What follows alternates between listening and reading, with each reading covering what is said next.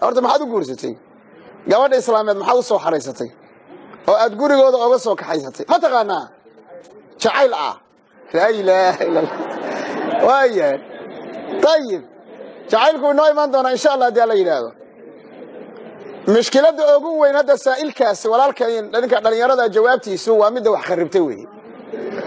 mas'alada marka laga eegay waan ku jeclahay waan idinku jeclahay beerka i xanuunaya habeenkii ma seexdo kaala i seexi i walwalay taa weeye marka gabdhaha lagu soo xareeyay wixii waa dhamaaday durbo la kala tagaya طيب horta koow waxa la isu guursadaa hadaan idin soo khulaasay markoobaad in la helo gabdhaha ma weydiiyo su'aasha ay gabdhaha ciidankan gabdhaha aad u badan ma sha Allah waxa la yiri gabdha iyo maxalli jireba iyo hadal bad ducaan bay tarmaan ma sha Allah gabdhaha Ilaahay waa noo tarbiyay tabaaraka wa taala ay gabdhihiina dhaxda qaybtan fadhida maxaa la isu guursadaa koow mas'uuliyad waxa la isu guursadaa inaad mas'uuliyad qaado balanta in lagu tajrubeeyo ma tahay qof horta mas'uuliyad qaadi kara misamatid ya waxa loo guursadaa in sakiino iyo deganaan iyo xasilooni in la helo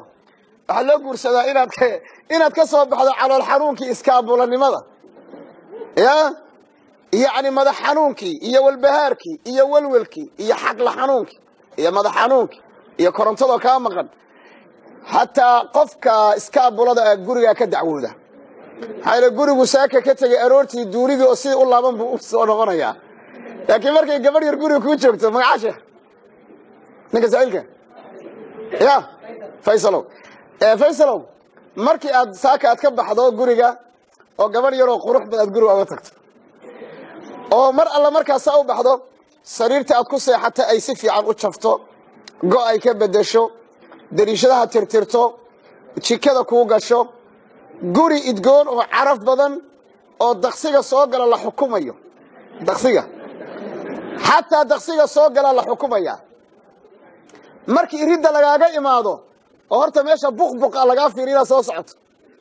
markii lagu arkana si tartiib albaabka lagaaga furo markaas uu soo gasho lagu soo boodo ma ninka iyo waxa isku mid ah nin caawa guriga ka tagay duunigi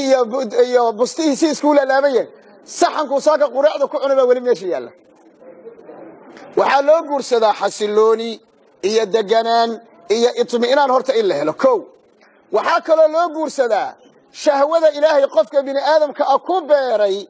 inuu u helo xalaal wa ila xaraam la aadaya waxa kale loo guursadaa al-injab wal-hifaz ala al-jins al-bashari bil aadamku inuu tarmo oo bini aadamku inuu bato ayaa loo guursadaa waxa loo guursadaa istiqraar al-mujtama' iyo wasaadati bulshadu inay saacada hesho in qaraabo iyo qoys la helo